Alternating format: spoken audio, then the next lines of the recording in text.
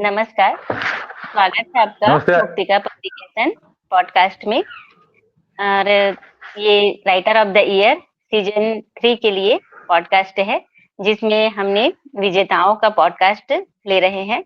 तो आज हमारे साथ हैं मुक्तिका पब्लिकेशन के फाउंडर अजय कुमार द्विवेदी, जो कानपुर उत्तर प्रदेश नमस्कार। से हैं, तालिब हुसैन जी, जो लखनऊ से हैं, और मैं ममता नमस्कार। जायसवाल आपका स्वागत करती हूँ मुक्तिका पब्लिकेशन नमस्ते। में। तो जी, तालिब जी, आपका बहुत-बहुत बहुत स्वागत है। बहुत स्वागत है कि आप राइटर जी, ऑफ द ममता ईयर जी। सीजन 3 के विजेता में हैं। जी, थैंक यू। बहुत-बहुत आभार आपका, ममता जी, अजय जी, जिन्होंने मुझे इस योग्य समझा। और मुक्तिका परिवार से जुड़ना मेरे लिए एक सौभाग्य की बात रही, और आगे भी मैं अपनी इस यात्रा को निरंतर जारी रखूँगा, और ये आप लोगों का बहुत-बहुत सहयोग रहा इसमें, मुझे प्रेरित करने के लिए, और इस परिवार से जोड़ने के लिए मुझे बहुत-बहुत धन्यवाद आपका। आपका भी बहुत-बहुत धन्यवाद कि आप इस परिवार से जी। जुड़े। तो सबसे पहले मेरा क्वेश्चन ये है तालिब जी आपसे कि राइटर ऑफ द ईयर जीतने पर आपकी क्या प्रतिक्रिया थी? जब आपको पता चला कि आप writer of the year season 3 के विजेता बने हैं, तो आपकी क्या प्रतिक्रिया थी? जी, मन हर्षित हुआ, और कहीं न कहीं ये लगा कि इस तरह का प्लेटफ़ॉर्म ना प्रदान किया गया होता तो हम जैसे लोग अपने लेखनी को ही पढ़ के देख के या फ़ेसबुक जैसे माध्यम में डाल के खुश हो जाते थे। लेकिन इस तरह के माध्यम से मुक्तिका पब्लिकेशन के माध्यम से जान के बहुत खुशी हुई कि मतलब सभी वर्गों के लिए बिना किसी शुल्क के लोगों को एक मंच प्रदान किया गया है, जहाँ पे हर कोई अपनी लेखनी को प्रकाशित कर सकता है, और उसको उतनी ही सराहना मिलती है, उसी तरह से मिलती है। मुक्तिका परिवार में जितने भी लेखक गण हैं, वो उस तरह से उसको प्रेरित करते हैं, प्रोत्साहित करते हैं, ये बहुत अच्छी बात है। और जहाँ तक बात है मुझे कैसा लगा, वो इस तरह की भावनाओं को व्यक्त नहीं किया सकता। ये समझा जा सकता है कि जब आपके अंदर का एक कोई अभिक्षमता है, जो बहुत सालों से छुपी रही हो, और उसको एक मंच मिल जाए, तो समझिए कि ये उसी तरह से है जैसे सालों की सूखी बंजर ज़मीन पे बारिश की बूंदें गिरे हों। बहुत अच्छा लगा, और पुरस्कृत बहुत हों। अच्छे तरीके बताया आपने थैंक कि यू। हमें भी बहुत खुशी हुई कि आपने बहुत जी, अच्छे बहुत तरीके अच्छे से और तरीके से आपने लगातार। अपनी भावना को व्यक्त किया। जी, जी, जी। धन्यवाद। तो तालिब जी, आप ये बताइए कि आपने लिखना कब से शुरू किया था? मतलब और कैसे शुरू किया लिखना? ये देखिए, कुछ जैसे होता नहीं कि कुछ चीज़ें भगवान द्वारा प्रदान की जाती हैं। ये लेखनी या किसी खेल में बहुत ही ज़्यादा अ अ, कुशल होना किसी चीज़ में, ये चीज़ें जन्मजात होती हैं। तो बचपन से ही जैसे क्लास 5th या 6th में था मैं, जब मेरी पहली कहानी चंपक में प्रकाशित हुई थी। बहुत अच्छा लगा था उस वक़्त। स्कूल की एनुअल मैगज़ीन्स में कुछ लेख छपते थे। वो यूँ समझिए कि वो बाल सुलभ अ, भावनाओं के आस-पास होती थी वो कहानियाँ। धीरे-धीरे बड़े हुए तो कुछ हिंदी पखवाड़ों में भाग लिया। केंद्र सरकार की ओर से आयोजित कुछ हिंदी पखवाड़े हुए, उनमें पिताजी की ओर से जाके कुछ कविताएँ लिखी, पढ़ी, तो वहाँ से भी प्रोत्साहन मिला, कुछ पुरस्कार भी मिले। तो इन सब चीज़ों ने धीरे-धीरे प्रेरित किया, और फिर आगे बढ़ते-बढ़ते फिर जैसे होता नहीं है कि हर एक मध्य वर्ग के परिवार के साथ कि पारिवारिक ज़िम्मेदारियाँ पड़ जाती हैं, तो आपको अपनी अभिक्षमताओं को, अपने ख्वाहिशों को, इच्छाओं को दबाना पड़ता है, और आगे वो चीज़ें छूट जाती हैं। मगर एक कसक सी रह जाती है दिल में कि नहीं यार, कुछ करना था। वो उस दिन बीतते गए, साल बीतते गए, और फिर अचानक किसी ने बताया कि मुक्तिका में इस तरह के आपके तरह के लोगों को अवसर दिया जा सकता है, तो अजय जी से जुड़े। शुल्क की बात तो शुल्क की क्या कहूँ, कुछ ऐसा कुछ था ही नहीं कि शुल्क कहा जाए। ज़्यादातर इस तरह के ग्रुप हैं जो शुल्क और फीस और कई तरह के आयोजन कराया करते हैं। अजय जी ने निःशुल्क ही सबको सम्मिलित किया। इसको सिर्फ सम्मिलित करना नहीं कहूँगा मैं, इन्होंने प्रेरित किया कि लिखो। आप दिन भर लिखो, या इनफैक्ट प्रतिदिन लिखिए आप, और आपको प्रकाशित किया। उन्होंने फेसबुक वगैरह पे सबको आमंत्रित किया, मुक्तिका के मंच पे लिखें और अपने विचारों को व्यक्त करें। तो सारा श्रेय मैं ममता जी, अजय जी को और आपको दूंगा, जिनसे मैं शुरुआती में जुड़ा। और बहुत बहुत एक नाम और धन्यवाद, लूंगा, बहुत बहुत ऋषिका जी। धन्यवाद। एक नाम और लूंगा, ऋषिका वर्मा जी, जी जी डॉक्टर ऋषिका वर्मा जी, जो अक्सर प्रेरित करती रही हैं। वो खुद भी एक बहुत बड़ी लेखक हैं, बहुत अच्छी लेखक हैं, काफी जगह सम्मानित हैं। उनका नाम लिए बगैर तो मैं अपने आप को समझूंगा कि मैंने मुक्तिका परिवार की वो एक अभिन्न अंग है, समझ लीजिए। जी जी। जी तो जैसे कि आप नए राइटर्स को क्या सलाह देना चाहेंगे? जैसे कि कोई लिखना शुरू करना चाहता है, तो मतलब कैसे शुरू कर सकता है? जी, इसकी बहुत सीधी सी बात कहूंगा, लिखने से पहले पढ़ने की का संयम चाहिए। अगर आप में पढ़ने की इच्छा है, आप पुराने लेखकों को पढ़ें। और बेशक आज के दौर में भी कई लेखक ऐसे हैं जो बहुत ही अच्छा लिखते हैं, लेकिन कुछ नामचीन लोगों में, जिसमें मैं बताना चाहूंगा कि वो मुंशी प्रेमचंद जी, जयशंकर प्रसाद जी, सूर्यकांत प्रतीत त्रिपाठी निराला जी, मेरे पसंदीदा श्री हरिशंकर परसाई। और अगर आप कुछ थोड़ा हिंदी भाषा से थोड़ा अलग उर्दू भाषा और उर्दू हिंदी के मिश्रण में कुछ पढ़ना चाहते हैं, तो सादत हसन मंटो और इस्मत चुगताई जी के नाम लूंगा मैं। उनको पहले पढ़ें, फिर लिखने की प्रेरणा हो। आपके विचारों में जो एक उफान आएगा, जो एक प्रलय आएगा, वो एक अलग ही लेवल का होगा। पहले तो संयम चाहिए पढ़ने के लिए, वो मुझे लगता है कि आजकल बहुत ही कम लोगों में। या कहिए कि आजकल सोशल मीडिया के ज़माने में लोग पढ़ने पे ध्यान ही नहीं देते हैं।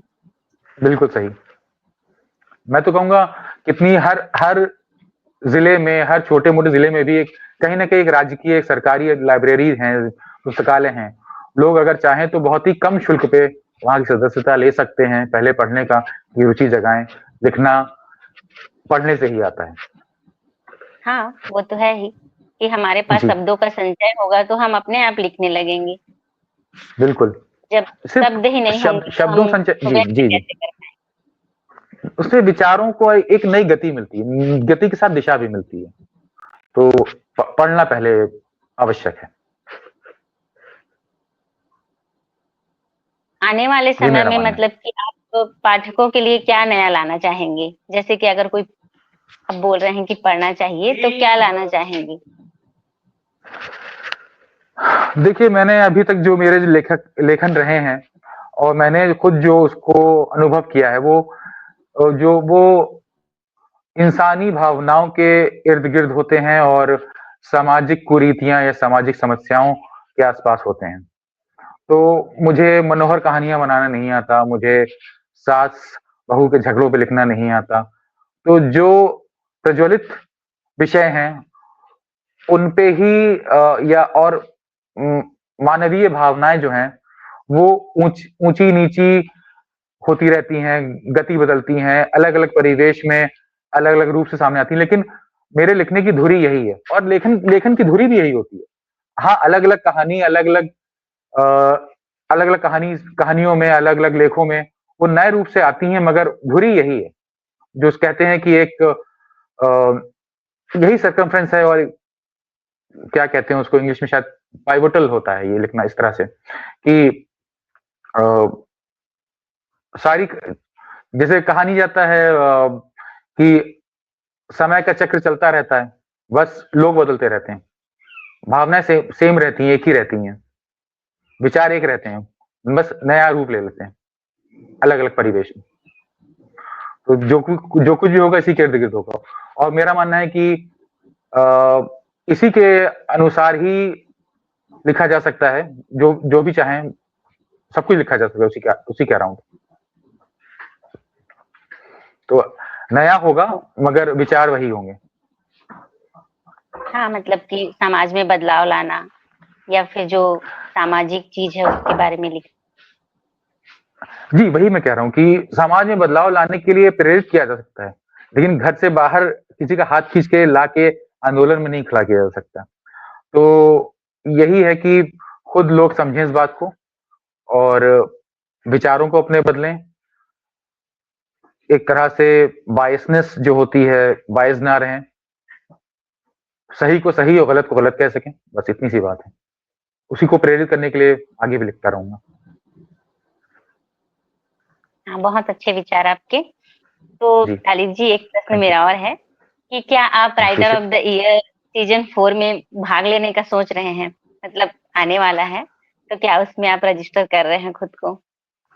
जी, जैसे मैंने कहा कि अजय जी का मैं आभारी रहूँगा, तो writer of the year season 4 को ना कहना मेरे लिए अजय जी को ना कहना होगा, वो मेरे बस की बात नहीं है, तो बेशक सीज़न 4 में मैं हिस्सा लूँगा।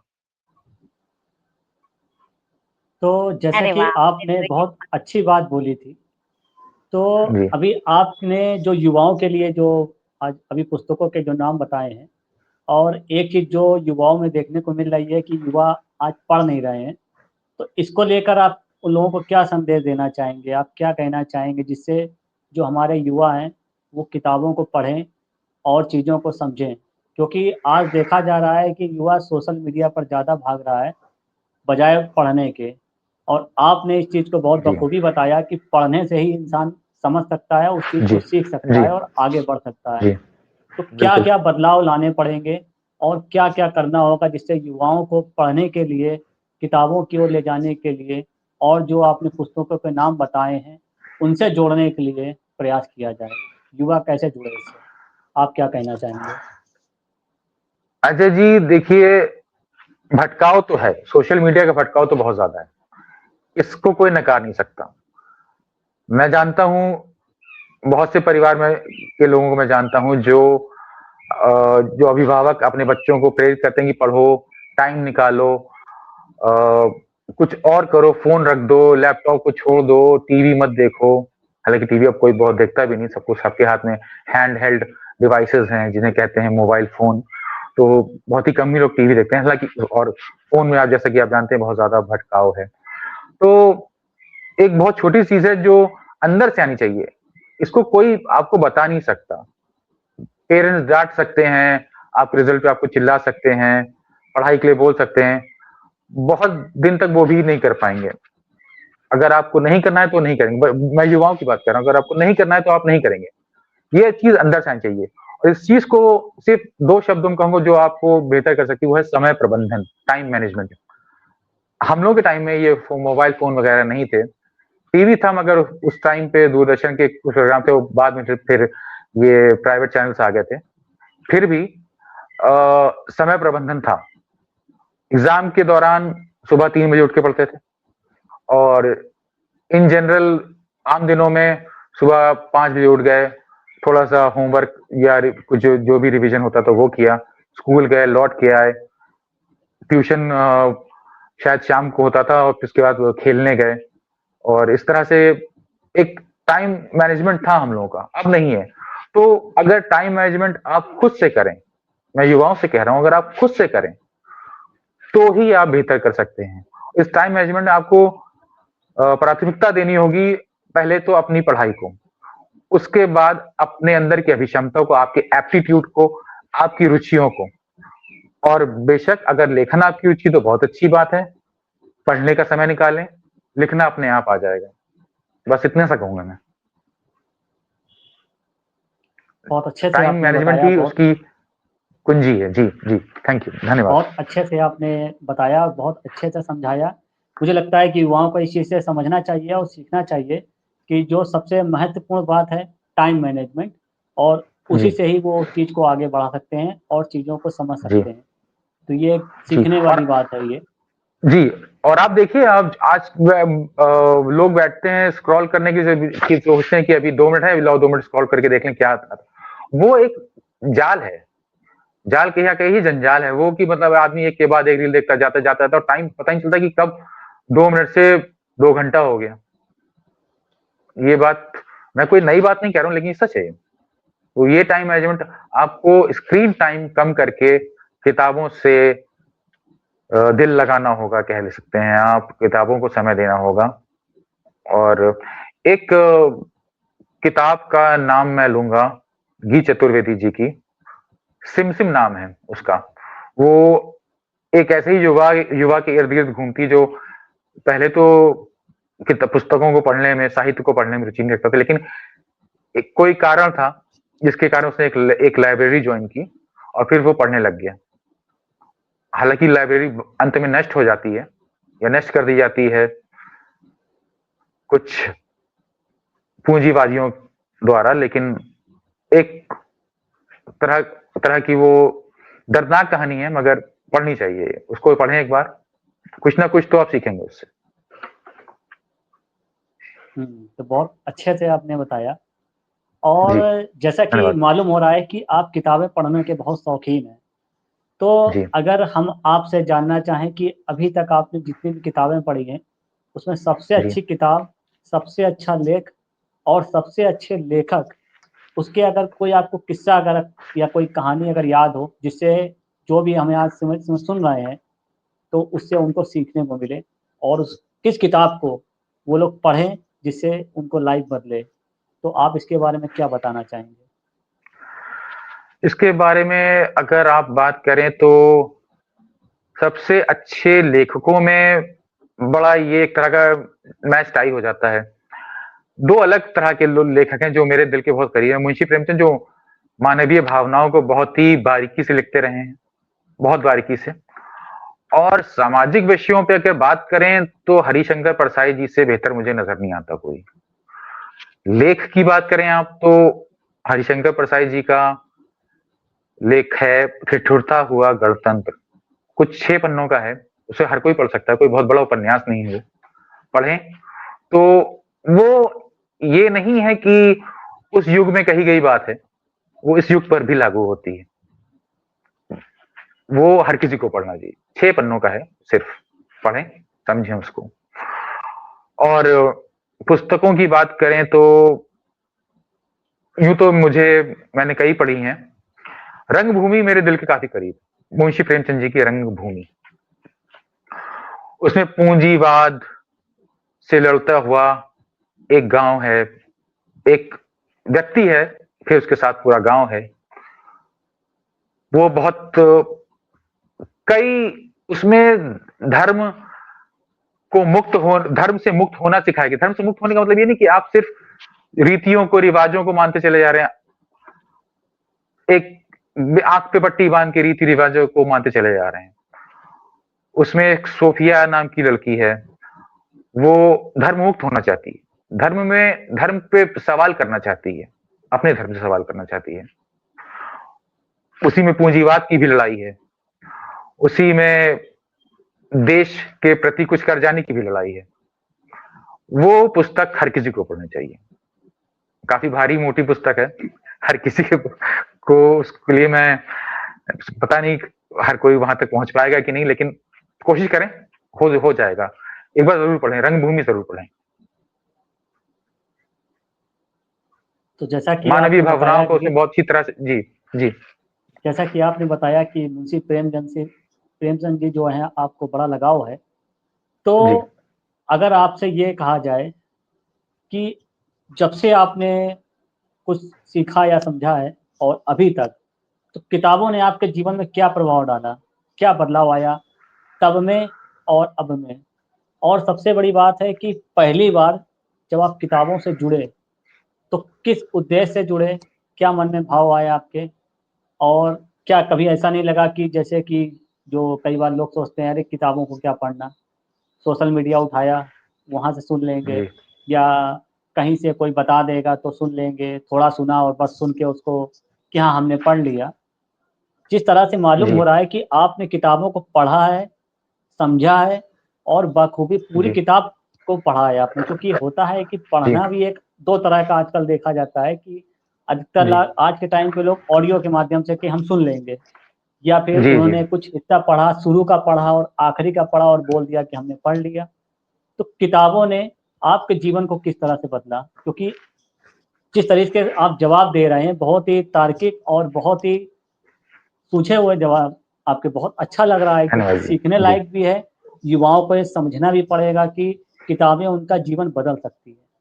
तो आपका बेशक। जीवन कैसे बदला और कैसे आपके मन में विचार आया कि आप किताबों को पढ़ें? जी अजय जी, देखिए, किताबों को पढ़ने की बात करें तो जैसे होता नहीं है, हम लोग इस टाइम पे जब छोटे थे, क्लास 3rd 4th में थे, तो पापा चंपक लाते थे घर पे। महीने में 2 बार आती है पत्रिका, उसको पढ़ते-पढ़ते रुचि बढ़ी। स्कूल खत्म हुआ, 10th किया, 12th में आए, फिर चंपक, नन्हे सम्राट, कॉमिक्स, डायमंड कॉमिक्स वगैरह से कैसे-जैसे ना चाहते हुए भी साथ छूटा उनका। पढ़ाई पूरी की, जॉब में आ गए। जॉब ने जॉब देखिए बहुत अच्छी चीज़ है, हर किसी को करनी चाहिए। कम से कम 2 साल, भले ही आपके घर में बिज़नेस हो तो भी करनी चाहिए 2 साल। इससे आपको एक तरह का एक डिसिप्लिन आता है आपके अंदर। खैर, सालों साल निकल गए इसमें। लेकिन एक बात कहूँगा मैं कि कॉर्पोरेट जॉब में आपके आपके दिल का चैन सुकून छीन लेती है आपका। आपको एंग्ज़ायटी डाल देती है, डिप्रेशन में भी कभी-कभी ला देती है। तो इन सब चीज़ों से मैं धीरे-धीरे नोटिस कर रहा था कि कुछ ना कुछ मेरे अंदर गड़बड़ है, मानसिक तौर पे। नहीं, चीज़ें जो जैसा हम थे, वैसे नहीं दिख रहे थे अपने आप को। आदमी अपने आप से बेहतर खुद को नहीं जज कर सकता। तो धीरे-धीरे समझ में आया, थोड़ा-सा टाइम निकालना शुरू किया। जब आप इस तरह की कॉर्पोरेट जॉब में होते हैं जिसमें मल्टीपल डिफरेंट टाइमिंग्स होती हैं, चैलेंजिंग होता है, कम्यूट करना है, घर से ऑफिस, ऑफिस से घर करना है, टाइम बिल्कुल नहीं मिलता। फिर भी ये सब को देखते हुए मैंने किसी तरह से टाइम निकाला, पढ़ना शुरू किया। पढ़ना शुरू किया तो मैं धीरे-धीरे अपने आप को फिर से खोजने लगा कि यही मैं था, ऐसे ही मैं अपने आप को रीडेवलप या रिकंसोलिडेट कर सकता हूँ, फिर से पुनर्गठित कर सकता हूँ। किया, धीरे-धीरे जो मेरे अंदर का पेशेंस खत्म हो चुका था, वो धीरे-धीरे वापस आने लगा। और अब चीज़ें काफ़ी बेहतर हैं मेरे कंट्रोल में। पहले मैं किसी और के कंट्रोल में था। ये यूँ कहिए कि मैं जो भाग-दौड़ वाली दुनिया उसके कंट्रोल में था। अब धीरे-धीरे मैं अपने कंट्रोल में हूँ। मैं अपने ऊपर नियंत्रण कर सकता हूँ। और रही बात किसी को कोई संदेश देने की, तो यही है कि अटेंशन स्पैन लोगों का कम हो गया है। लोग आसानी से सोचते हैं कि लाओ ऑडियो सुन लिया। किताब के पन्ने किताब को पढ़ने से पहले पन्ने गिन लेते हैं कि कितने पन्नों की है, कितना टाइम लगेगा, क्या मैं पढ़ पाऊँगा? अपने आप से पहले ही सवाल कर लेते हैं कि मैं पढ़ पाऊँगा कि नहीं पढ़ पाऊँगा? सही बता रहा हूँ मैं। तो वो ना सोच के बस आप 2-4 पन्ने ही रोज़ पढ़ें। बेड पे जा रात में सोने से पहले लगभग आजकल हर कोई 11 साढ़े 11 से पहले सोता ही नहीं है। तो 4 पन्नों के लिए मेरा ख्याल है 10 मिनट बहुत हैं पढ़ने के लिए। एक अच्छी पुस्तक 10 मिनट आप निकाल सकते हैं। 10 मिनट पढ़ेंगे 4 पन्ने, तो कौतूहल जगेगा कि आगे क्या होगा? आगे क्या होगा? तो अगले 4 पन्ने, अगले दिन आप 4 के बजाय शायद 8 पन्ने पढ़ लें। 8 से 16 हो जाएँगे। तो यही चीज़ है जो आपको इस तरह से खुद का समय निकालना होगा। आपको बातों से, किसी का पॉडकास्ट सुन लेने से, किसी रील पे यही संदेश सौरभ द्विवेदी द्वारा कहने से नहीं आदमी सीखेगा। खुद के अंदर से वो चाह होनी चाहिए। तो जैसा यही कि आपने कहूँगा मैं बड़ी इसमें। अच्छी बात बताई, उसमें जी, एक चीज़ निकल के आई है कि क्योंकि आप लंबे समय से एक अच्छे फील्ड में हैं, जॉब कर रहे हैं, तो जो जी। आज की पीढ़ी, जो आपने बताया कि डिप्रेशन और एंग्जायटी और काफ़ी चीज़ों से जूझ रही है, या जो बच्चे तैयारी कर रहे हैं किसी जॉब के लिए, किसी अच्छी कंपनी के लिए, तो उनको आप क्या गाइडेंस देना चाहेंगे जिससे वो अपनी ड्रीम जॉब, जो भी उनकी ड्रीम जॉब है, जो नहीं पा रहे हैं या लगातार कई वर्षों से प्रयास कर रहे हैं, या जो कर भी रहे हैं वो जूझ रहे हैं, तो वो किस तरीके से उस चीज़ से बाहर निकले? देखिए जॉब करना या किसी कॉम्पिटिटिव एग्ज़ाम के लिए तैयार करना, वो जीविका का चक्र है। उसमें प्रयास करते रहना है, पूरी मेहनत से प्रयास करते रहना है। और उसका कोई सेकंड ऑप्शन नहीं है, उसका कोई दूसरा रास्ता नहीं है। ये हम लोगों का जो सामाजिक रचना है वो ऐसी ही है कि पढ़ लिख के आगे जॉब करनी है या कोई बिज़नेस सँभालना है। वो तो देखिए आपके साथ बाय डिफ़ॉल्ट आता है, जीवन के साथ। गृहस्थ जीवन आपका एक सँवारने के लिए या बनाने के लिए, या उसको बेहतर करने के लिए, वो तो करना ही है, चाहे आप जिस भी व्यवसाय में हो। जिजीविषा है वो जो आपकी आंतरिक इच्छा है, उसके लिए समय निकालना बहुत जरूरी है। वो नहीं करेंगे तो आपका, ये मैं अपने बारे में बता रहा हूँ, जॉब करते करते जीविका के लिए कि मैंने जिजीविषा को छोड़ा तो मन अंदर से बेचैन व्याकुल रहने लगा, सब कुछ बिखर सा गया अंदर। बस फिर जिजीविषा की ओर ध्यान दिया, इसमें आपका आपने बहुत बहुत सहयोग किया। तो धीरे धीरे चीजें अपनी पटरी पे आ गई हैं, और भी जो नहीं आई है वो आ जाएंगी। तो बस इतना ही है कि जीविका और जिजीविषा को साथ में लेके चलें, दोनों के बीच में संतुलन बना के रखें। एक बिगड़ेगा तो दूसरा संभल नहीं पाएगा, संतुलन बनाना बहुत जरूरी है दोनों के बीच में। तो बहुत अच्छी चीज आपने बताई। और जैसे कि एक प्रश्न और उठता है कई बार जी कि जी आज की जो युवा पीढ़ी है वो जी बहुत कंफ्यूज है। ऐसा बहुत सा मतलब आज के डेट में देखा जा रहा है कि बहुत मतलब पहले का समय था, लोगों को काफी हद तक जानकारी रहती थी, जानकारी लिमिटेड जी थी, लेकिन वो उनके लिए जी अच्छा था शायद। लेकिन चूंकि आज जी जी जानकारी बहुत ज्यादा हो गई है तो वो एक कंफ्यूजन में आ ये गए हैं। बात बहुत सही। जी तो जी ये एक बड़ी समस्या देखने को मिल रही है। भाई देखिए, पहले बहुत कम स्रोत थे, लिमिट थी, तो चीजें जैसे आपने शुरू में बोला था कि जी काफी चीजें लिमिटेड थी और चीजें अपने हम्म, संतुलन में थी। अब चूंकि इतनी जी ज्यादा चीजें हो गई हैं कि उनको समझ में नहीं आ रहा कि क्या करें। तो जी। जो आज की पीढ़ी है और जो आने वाली पीढ़ी है, उसको आप किस तरीके से देख रहे हैं, इस भटकाव से वो कैसे बाहर निकलें? क्योंकि आप बहुत अच्छे तरीके से हमारे जो भी व्यूअर्स हैं उनको बता रहे हैं, समझा रहे हैं और नए बच्चों को सीख दे रहे हैं। तो नए बच्चों को किस तरीके से ये वीडियो माध्यम करेगा जो आप बता रहे हैं? अजय जी देखिए, जो भटकाव है बेशक सोशल मीडिया और स्मार्टफोन्स की वजह से ही है, इसको कोई नकार नहीं सकता। और भटकाव में लोग, ऐसा नहीं कि वो खुद से जा रहे हैं, ऐसे लुभावने ऑफर आते हैं कि एक बहुत बड़ा तंत्र है जो उसके पीछे काम कर रहा है।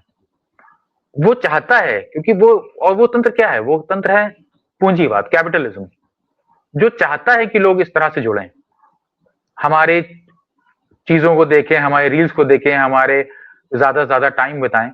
वो आपके साथ हमदर्दी भी जताता है, आपको फोन पे नोटिफिकेशन भेज के कि इस हफ्ते आपका स्क्रीन टाइम ये रहा, जो पिछले हफ्ते से इतने प्रतिशत ज्यादा है। वो आपको इस तरह से सांत्वना भी देते हैं, लेकिन फिर भी आप नहीं मानते हैं, क्योंकि वो तंत्र आपको उस तरह से वो आपके एल्गोरिथम चेक कर रहा है। आपने जीमेल पे क्या किया, आपने फोन पे किससे क्या बात की है, आपने व्हाट्सएप पे किससे क्या चैट कर रहे हैं, वो उसका एक डेटा सेट तैयार करते हैं, उसके अनुसार आपका एक एल्गोरिथम तैयार करते हैं। फिर उसी के अनुसार आपको अमेजोन पे, इंस्टाग्राम पे, फेसबुक पे वो रील्स वीडियोस भेजते हैं, और आप उसमें उलझ जाते हैं। सीधी सी बात है, जितना दूर रहे हैंडहेल्ड डिवाइसेस से, तो जानकारी से भी ज्यादा दूर रहेंगे। ज्यादा जानकारी का मतलब है उलझाव, अपने में उलझ जाना, जानकारियों में उलझ जाना। कई बार तो ये होता है, हम एक जानकारी के प्रति बायस्ड होते हैं, मतलब ये कि जानते हैं कि वो गलत है, फिर भी उसको हमारा दिल नहीं मानता, हम उसको अपने ऊपर जोर देते हैं कि ये सही है।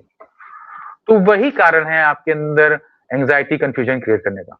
लेकिन इस एंजाइटी और कंफ्यूजन के दौर में भी आईएएस बन रहे हैं, पीसीएस बन रहे हैं, बड़े बड़े ओहदों पे लड़के बड़े बड़े कॉम्पिटिटिव एग्जाम्स को बीट कर रहे हैं, लड़के लड़कियां, युवा जो हैं कर रहे हैं, करते जा रहे हैं।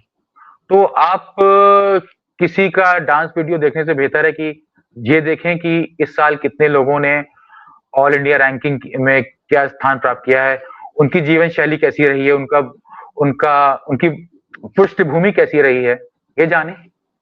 तो शायद आप उस तरह से, ज्यादा नहीं तो अगर 10% भी प्रेरित हो जाते हैं, तो आप शायद 10% उनकी तरह करने की कोशिश करें, लाभ होगा, नुकसान नहीं है, कोई नुकसान नहीं है इसका। तो उनसे सीखें। मैं ये नहीं कह रहा हूं कि 1910 में किसी लेखक ने ये कहा था, 1940 में ये घटना हुई थी, सुभाष चंद्र बोस जी ने ये कहा था, गांधी जी ने ये कहा था। उनसे तो प्रेरणा लेने के उनके पास टेक्स्ट बुक्स हैं, उनकी किताबों में है, कि उनके पाठ्यक्रम में है। आज के लोगों से सीखें। आज के लोगों से सीखने के लिए भी बहुत कुछ है। ज़रूरी नहीं कि आप किसी डांस डांस करने वाले, किसी रील बनाने वाले से सीखें या ये कोई व्यक्तिगत कमेंट नहीं है, वैसे बहुत सी आप ऐसा कुछ नया नहीं कह रहा हूँ मैं। सभी लोग परेशान हैं, सभी के अभिभावक परेशान हैं इन सब चीज़ों से। छोटी-छोटी चीज़ों का ध्यान रखें। प्रेरणा स्रोत हमेशा से तो रहें। जैसा कि आपको कहाँ से आपने जी। अभी बहुत अच्छे तरीके से बताया, तो इसमें एक बात क्वेश्चन निकल के आया कि आज के बहुत से युवा कंटेंट क्रिएटर बनना चाह रहे हैं। जैसा कि आपने कंटेंट क्रिएशन को लेके बताया, तो कंटेंट क्रिएशन जो युवा बनना चाह रहे हैं, तो कंटेंट क्रिएशन में जो अपना करियर बनाना चाहते हैं, तो उसको आप किस हद तक और किस नज़रिए से आप देखते हैं? उसका भविष्य क्या होगा? क्योंकि आप समाज में हैं, समाज को बेहतर तरीके से देख रहे हैं और लोगों को एक नई राह दिखा रहे हैं, एक सीख दे रहे हैं। तो कंटेंट क्रिएशन और एजुकेशन में आज देखने को मिल रहा है कि कंटेंट क्रिएशन का लोगों ज़्यादा पलड़ा भारी हो रहा है। तो उसको आप किस तरीके से देखते हैं? क्या वो सही है और किस हद तक वो सही है या गलत है? अजय जी, जी। अजय जी देखिए, कंटेंट क्रिएशन कई तरह के हैं। कुछ बहुत अच्छी जानकारी देने वाले लोग भी हैं, कुछ भटकाने वाले लोग हैं, कुछ लोग तो गलत जानकारी देके उसको गलत जानकारी देके ऐसा करते हैं कि लोग उस पे सही जानकारी के खुद से दें और कमेंट नीचे आते रहें। वो दिमाग लगा के लोग कंटेंट क्रिएशन कर रहे हैं। तो किस तरह का कंटेंट है, और रही बात इसका भविष्य बहुत उज्जवल है। ये फोमो क्रिएट करता है, फियर ऑफ मिसिंग आउट। अगर वो कर रहा है तो मैं क्यों नहीं कर सकता, वो कर रही तो मैं क्यों नहीं कर सकती। इसमें लोग अपने संस्कारों को भूले जा रहे हैं। काफी शर्मनाक चीजें देखी हैं जो यहाँ पे कहना सही नहीं होगा।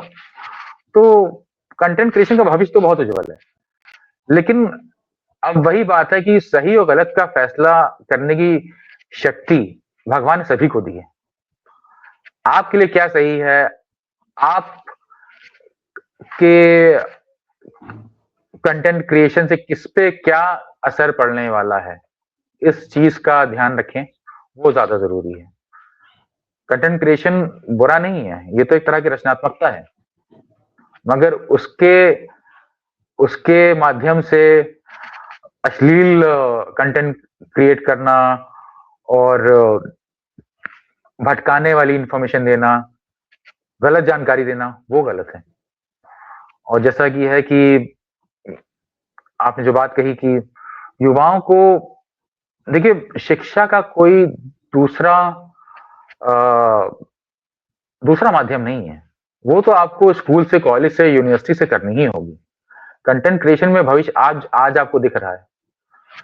समय के साथ अगर ये उस तरह से नहीं रहा, जैसे एक समय था पीसीओ चलते थे, साइबर कैफे चले, अचानक सब खत्म हो गया।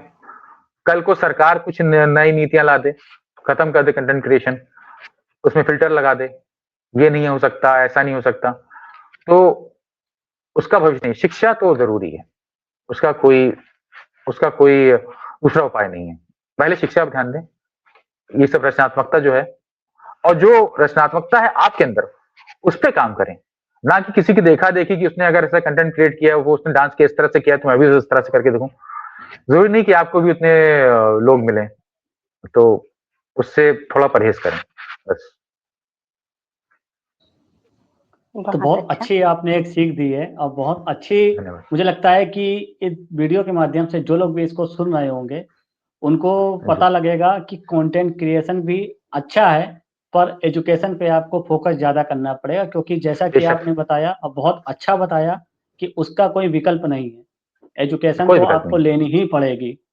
जो भी व्यक्ति ये बिल्कुल। सोच रहा है कि अगर कंटेंट क्रिएशन से ही आगे बढ़ेगा, तो हो सकता है आज है, कल वो शायद ना हो। बहुत अच्छी आपने बात बताई और मुझे लगता है जी, कि जो भी युवा इस वीडियो को देख रहा है और जो भी इस वीडियो को सुनेगा, तो उसको ये चीज़ समझनी होगी कि एजुकेशन उसको लेनी ही पड़ेगी। आप बेशक, चाहे कितना भी कंटेंट क्रिएशन करें या आपके अंदर कोई भी टैलेंट है, उस टैलेंट को आप कभी भी दिखा सकते हैं, लेकिन एजुकेशन के जी, साथ में दिखाएँ। दूसरी चीज़ बिल्कुल, आपकी बहुत बिल्कुल। अच्छी आपने जानकारी दी कि एक दूसरे को देख के ना बनाएं। अगर आपका अंदर कोई जी टैलेंट है और आपको कुछ अच्छा लगता है तो आप उस चीज को करें, दूसरे को देख के ना करें कि वो ऐसा कर रहा है तो मैं भी ऐसा करूंगा। और जी तीसरी बात, कंटेंट जो आपने बहुत अच्छा बताया कि कंटेंट को अच्छा बनाएं, ना कि अश्लील कंटेंट या जो इस तरह के जो कंटेंट होते हैं उनको ना बनाएं, क्योंकि उसका कोई भविष्य नहीं है। तो मुझे उसका लगता जी है कि नहीं, युवाओं के ऐसा लिए आप ऐसा नहीं उसका भविष्य नहीं है, उसका भविष्य बहुत है। हाँ उसको ज्यादा लाइक्स मिलते हैं, उसको ज्यादा लोग देखते हैं, पर ये है कि वो जी सच बात है ये। मुझे मगर लगता है ये आपने बहुत बहुत जो कहते नहीं है कि एक हंस कर एक किसी चीज को बोल देना, ये जी आपने उन लोगों को समझाने के लिए एक तरह से कहा है कि जी जैसे अपनी बात बोल दिया और आप जी लोगों जी को समझ बिल्कुल जाना चाहिए कि इसका क्या मतलब है। जी जी। वही उसका भविष्य बहुत है, उसमें उसमें उसको बहुत ज्यादा उसको देखने वाले, उसके चाहने वाले बहुत हैं। बस बात ये है कि उससे जो समाज में जो अराजकता फैलती है उसको रोकने के लिए हम तैयार नहीं है। हमारा हमारा प्रबंधन तैयार नहीं है, हमारा जो एडमिनिस्ट्रेशन है, गवर्नमेंट है, वो तैयार नहीं है। तो बस उस तरह की कुछ है ही नहीं कि वो उस तरह से उसको उसको प्रतिबंधित कर सके। है एक पानी की तरह, एक सैलाब की तरह फैलता जा रहा है सब कुछ। तो ऐसा ही है कुछ। तो ये बड़ी अच्छी आपने चीज़ मुझे हँसी भी आई और ये अच्छा जी चीज़ आपने बताया जी कि ये उन लोगों के लिए जी है कि जो अच्छा बना रहे हैं, बट उनको जी उतना सपोर्ट नहीं है। बशर्ते जो जी लोग इस तरह का चला रहे हैं उनको ज़्यादा लाइक्स हैं। इससे लोगों को समझ जी जाना चाहिए कि क्या कहना चाह रहा है। और बहुत अच्छी बात को आपने समझाया और बहुत अच्छे तरीके से इस चीज़ को समझाया है। मुझे लगता है कि इस चीज़ को देख के काफ़ी चीज़ों को समझ में आ जाना चाहिए लोगों को, कि सिर्फ लाइक और कमेंट और फॉलोअर के आगे लिए ना भागें, खुद जी को देखें पहले और दूसरों को सीख दें। तो आज जी आप जी दूसरों बिल्कुल। के लिए एक माध्यम बन रहे हैं, बहुत अच्छा आप सीख दे रहे हैं। और चलते-चलते सिर्फ 2 संदेश आप क्या देना चाहेंगे कि युवाओं को और क्या करना चाहिए अपनी बेहतरी के लिए, और एजुकेशन और किताबें और लेखन किस तरीके से उनका जीवन बदल सकते हैं? जी जीवन किस तरह से बदल सकते हैं? देखिए, हर किसी पे ये इसका प्रभाव अलग-अलग तरह से पड़ता है। हर कोई अपने ही रुचि वाली जिसमें उसका ज़्यादा जो उसको प्रेरित कर सके, उस तरह का कंटेंट उठाएगा। कंटेंट इन द सेंस उस तरह का लेख उठाएगा, वही वही पढ़ेगा, उससे सीखेगा। तो अपने मुताबिक, अपने अनुसार चीज़ों को सिलेक्ट करें, या लेखन को सिलेक्ट करें, या किताबों को सिलेक्ट करें। वो आपको प्रेरित ज़्यादा कर सकता है। किसी और के विचारों पे ना जाएँ। किसी और के विचारों पे जाएँगे तो आप बोर हो जाएँगे, आपका मन नहीं लगेगा। तो जो आपकी इच्छा है वो करें, अपने अनुसार पढ़ें। ऐसा नहीं कि आपके अनुसार चीज़ें मिलेंगी नहीं, हर किसी के लिए सब कुछ है किताबों में। उस तरह से के देखें तो सब कुछ हो सकता है, सब कुछ संभव है। जी, तो बहुत अच्छी बात आपने बोली कि जो भी है आप अपनी मर्ज़ी से करें। और इस जी, पूरे वीडियो के माध्यम से आपको कैसा लगा? और बहुत बखूबी हम देख रहे हैं कि आपने बहुत अच्छे से सभी जवाब दिए और बहुत ही एक सीखने वाले इस वीडियो के माध्यम से मुझे लगता धन्यवाद। है कि अगर कोई इस वीडियो को पूरा देखेगा और समझेगा, तो उसको बहुत कुछ जी, सीखने को मिलेगा और आगे बढ़ने को जी, मिलेगा। बहुत अच्छा लगा जी, आपके साथ बात करके और आपने बहुत बखूबी लिखा, बहुत ही अच्छा लेखन आप कार्य करते हैं और ज़्यादातर आप फ़िल्मों की समीक्षा भी बहुत अच्छी करते हैं, इस पर भी हम आपसे जी, बातचीत करेंगे, जी, जी, क्योंकि जी, हमें ये बिल्कुल। कि ध्यान है कि आप समीक्षा बहुत अच्छी करते हैं और अधिकतर जी, जो पुरानी फ़िल्में हैं, उनको आप देखना ज़्यादा पसंद करते हैं, तो उस पर जी, भी हम आपसे जी, जी, बातचीत करेंगे और जी, जानेंगे बेशक। कि और इसको भी कैसे किया जा सकता है, ताकि क्या इसका भविष्य है भविष्य में और इस पर युवा कैसे आगे बढ़ सकता है। जी, बेशक, बेशक आप उसके बारे में आप जब आप चाहें कनेक्ट कर सकते हैं हमसे। और बहुत अच्छा लगा आपने समय दिया। आप दोनों से बातचीत करके बहुत अच्छा लगा। आगे भी आपसे जुड़े रहेंगे और कार्यशैली को, अपनी अपनी लेखन शैली को और बेहतर तरीके से प्रस्तुत करेंगे, ताकि लोगों को प्रेरित कर सके। कुछ नहीं तो ज़्यादा नहीं तो कुछ को, अगर 1000 पढ़ें तो कम से कम 2 ही प्रेरित हो जाएँ। वही मेरे लिए सौभाग्य होगा। बहुत अच्छी बात है, जी, बहुत अच्छा लगा। जी, जी। बहुत अच्छा लगा। धन्यवाद आप हाँ जुड़ने जी। के लिए। बहुत-बहुत धन्यवाद धन्यवाद। आपका। जी, ममता जी। जी, अजय जी, आपका बहुत-बहुत बहुत धन्यवाद। धन्यवाद अपना समय देने पे। जी, धन्यवाद। जी, जी, जी। बहुत-बहुत नमस्कार। धन्यवाद। जी, जी।